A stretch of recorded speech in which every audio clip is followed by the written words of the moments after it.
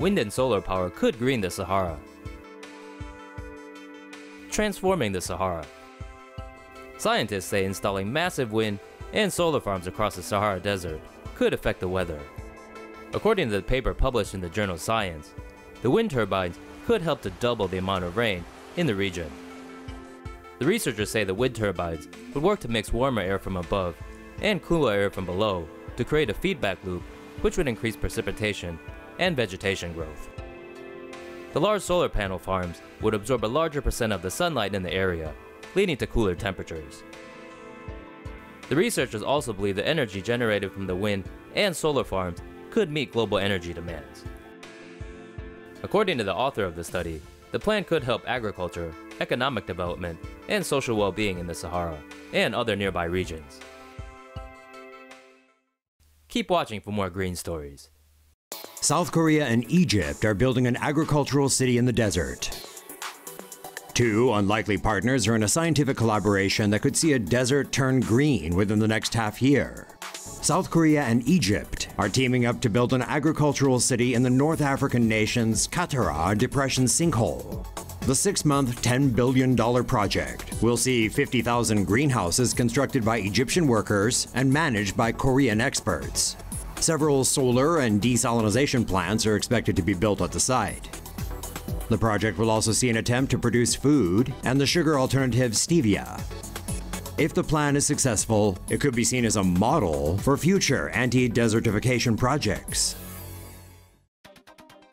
Rain or shine, future solar panels may be able to generate power.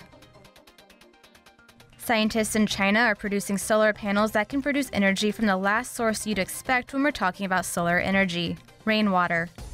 In a typical solar panel, photons from a light source knock electrons free from atoms within the panel, and the action generates a flow of electricity.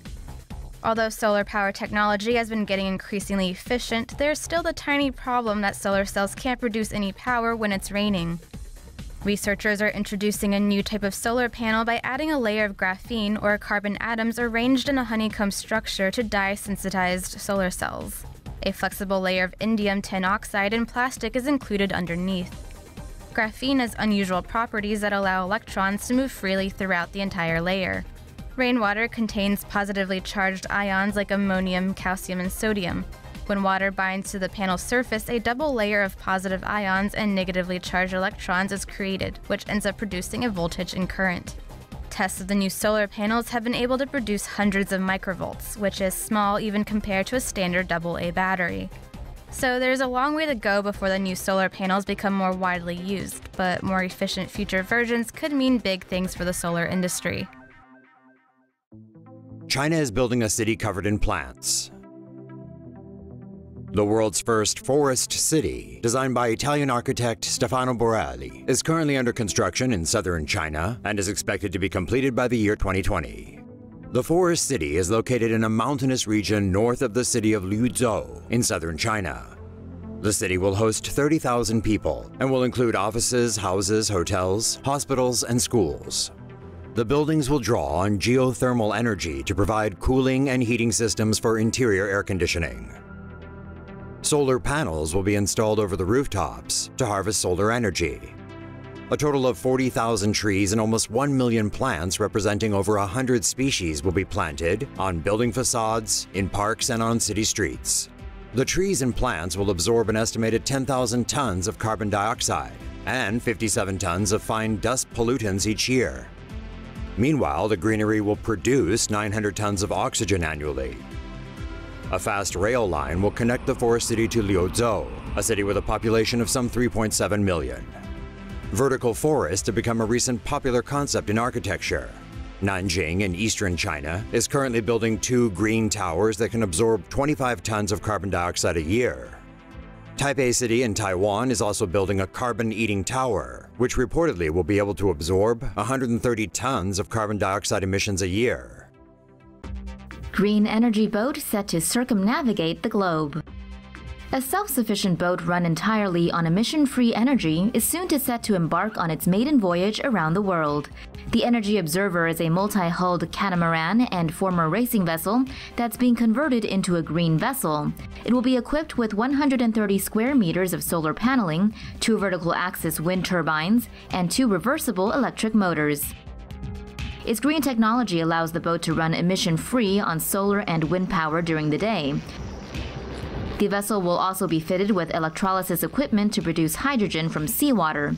The hydrogen will be stored in tanks and used to power the boat's fuel cells at night, or when there is no sun or wind. The Energy Observer will begin a 6-year-long journey in spring, stopping in 50 countries and 101 ports of call as it circumnavigates the globe.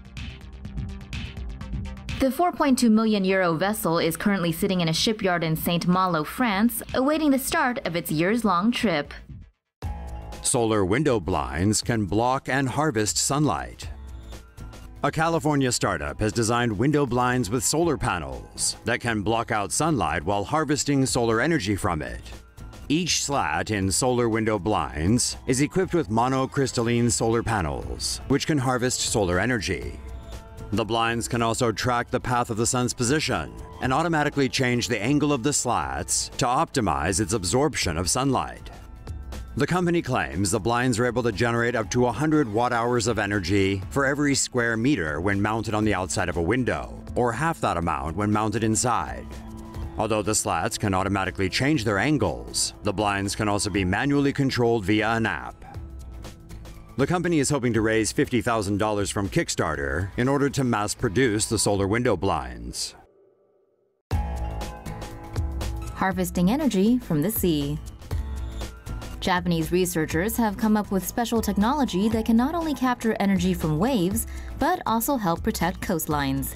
A team from Okinawa plans to set up energy harvesting turbines near tetrapods, which are concrete structures placed along the shore to weaken the force of incoming waves and prevent erosion.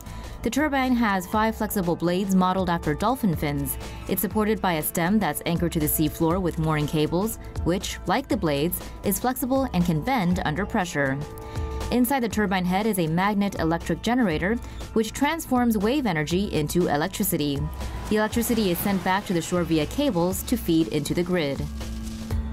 Using turbines on just 1% of Japan's coastline can generate roughly 10 gigawatts of energy, equivalent to about 10 nuclear power plants. Apart from tetrapods, the turbines can also harness electricity near coral reefs. They're built to be safe for marine life, with blade speed carefully calibrated so that any animals caught in them can escape unharmed. The team is currently preparing to install 2 half-scale model turbines that will power LEDs as part of a commercial demonstration.